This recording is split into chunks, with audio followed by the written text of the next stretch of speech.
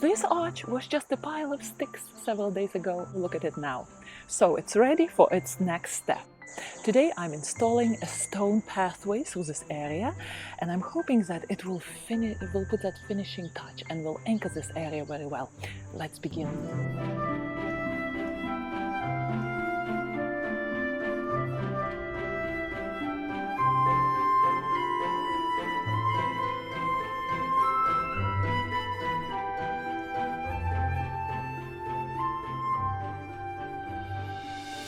My flagstones were patiently waiting the whole year for this project. I reclaimed them last year and they're beautiful, but I might run into a problem here. Some of them are cut into this perfect, beautiful rectangular shape, and I don't think I will have a heart to take a hammer and break them apart. So, in order to hide this too much of a straight of a shape, I'm going to put them under my arch in an irregular fashion. Oh, here is a train. And then I'm going to use a juga from my tree right there, from my other path, which I built several years ago, and I will try to soften the edges. Hopefully that variegated ajuga will look good under the arch. I know, ajuga is not really a perfect plant. It spreads ferociously and wants to conquer all the area, but for me it's fine. I share that ajuga with my neighbors and I just dispose of it if I need to control it. So the hope is that it will cover some of the sharp edges if it's placed strategically, replanted strategically. And some of you might say, hey, listen, Olga, look at these very narrow stones. How can you put them only on the ground and they're going to support the weight of a person walking on them? Well, again, my pathway, which I built right there, it is there for 2 years, and I placed it directly onto the soil level. Since there were so many roots of the tree, I couldn't do anything. I didn't really want to hurt the tree. And through the years, the stones settled in. We don't have any rocking. Nobody had any accidents on it. So I'm going to do the same there under this arch. I'm placing these flagstones directly onto the ground level. I will have to adjust the soil, and hopefully it will look good. We will see.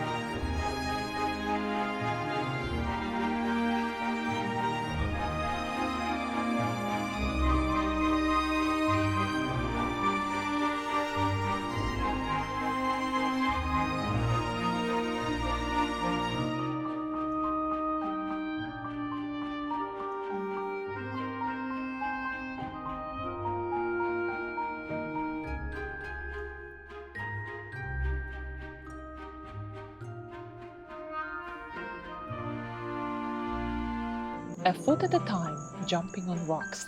One wrong step and my channel pops. So before gravity takes its claim, hit subscribe and remember my name.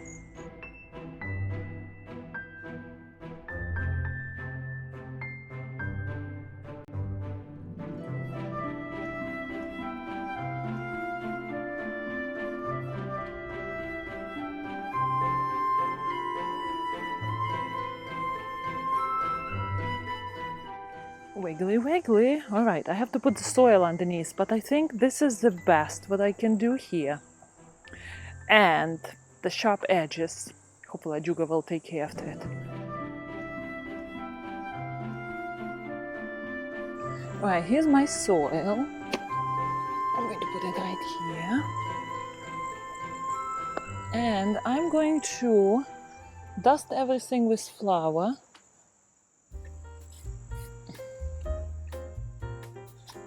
To see where the edges are here.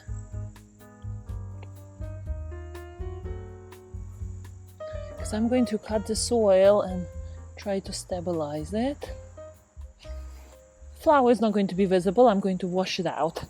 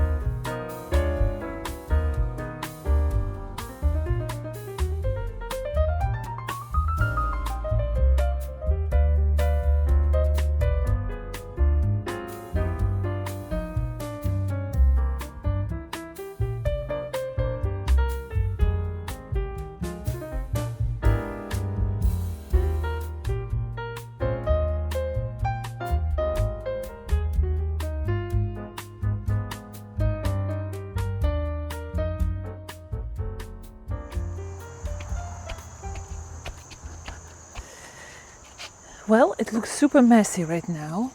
And look at all the soil. 2 buckets of soil I got from under these stones. So what I'm going to do, I'm going to water all the soil in, because water will take the soil into all the crevices. See how it goes.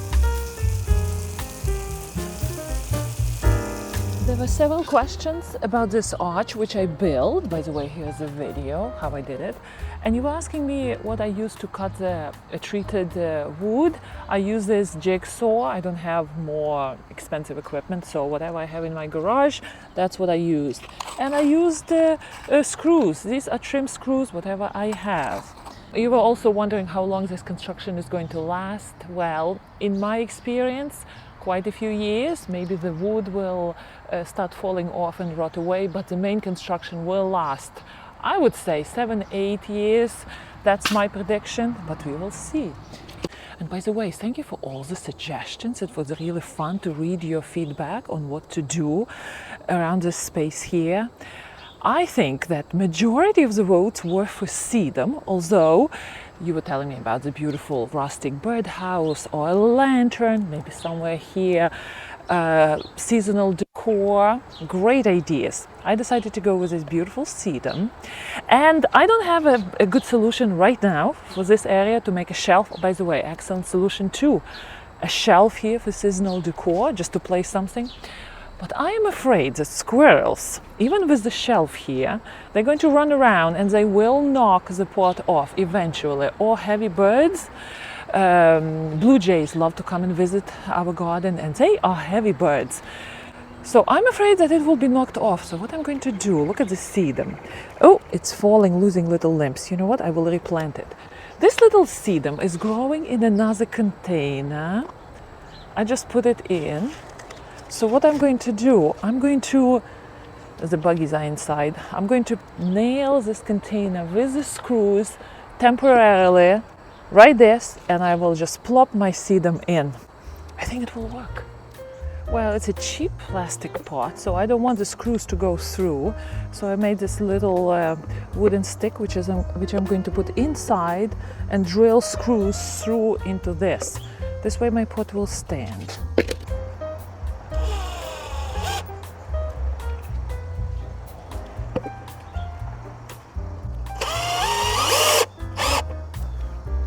Okay, and my sedum is having this wonderful trailing habit, whatever this is, sticking to the pot.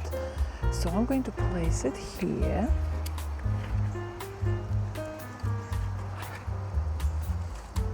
And because of the trailing habit of sedum, you can see the pot. And you see only the beautiful foliage. What do you say? I have this mix of garden soil and potting mix. I'm going to make it well hydrated.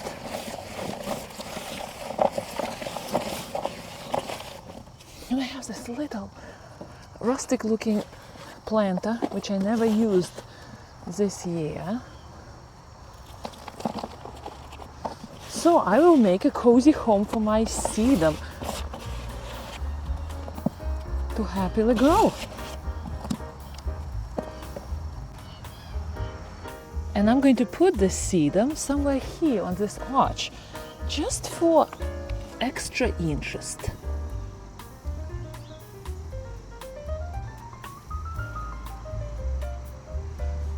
It's fun to propagate plants. Sedum is not difficult to propagate. I'm doing a lot in one pot. That's okay.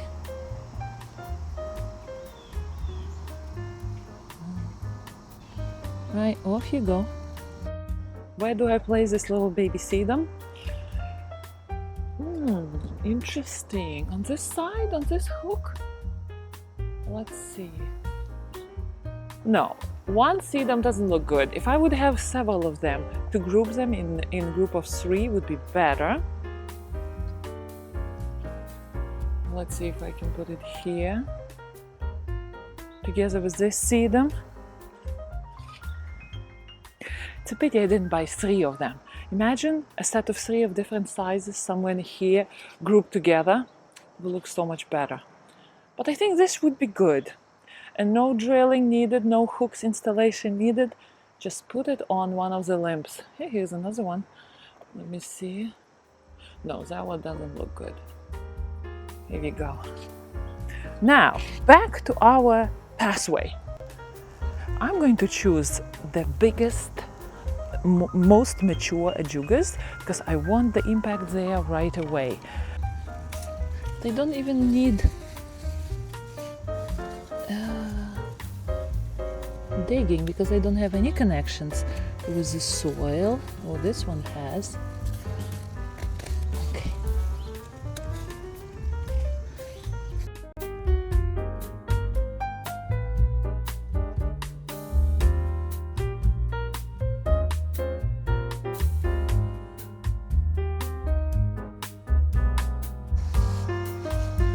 I want the roots of this ajuga to stay hydrated because I'm going to place them and I don't want them to air dry even for 5 minutes. You see, nice. And oh, ivy here, we don't need this. Look at these beautiful roots.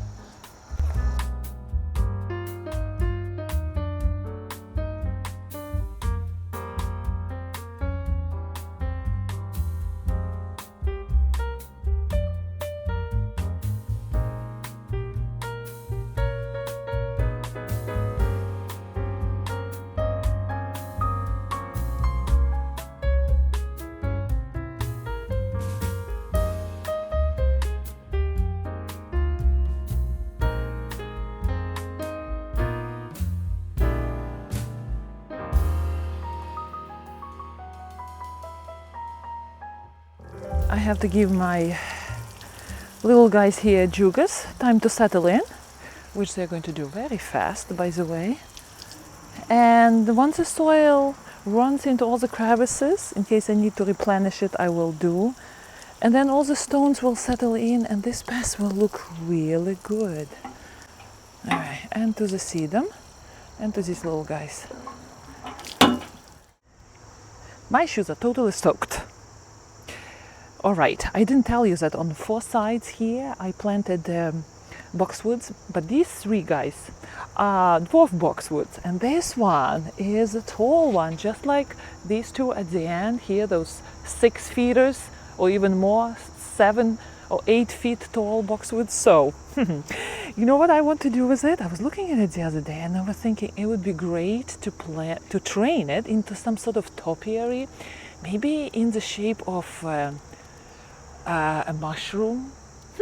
Interesting. I'm not sure what I'm going to do with it, but I would love it to fit with the Tolkien theme of this arch, magical fairy tale. Please advise me, because there are so many good suggestions coming from you. I think this would be it for this season, for this arch. Maybe next year I will cook up something different here, maybe a different decoration here, a birdhouse. And by the way, thank you, Terry Murphy, for giving such a great suggestion about the clothes hook for this. I always love stuff around the garden. You know that, you're gardeners as well, and I just walk around looking for things. So this would be a great station for clothes. I have an extra sweater to take off. I always put it here, and I know that it's only there. My dear gardeners, if you missed my wonderful tour of the garden, how all this evolved as a result of 13 years of my work, here is a video. Less than 15 minutes, and all 13 years of all the planning and placement of plants and how my garden evolved. You're welcome to watch it. Happy gardening!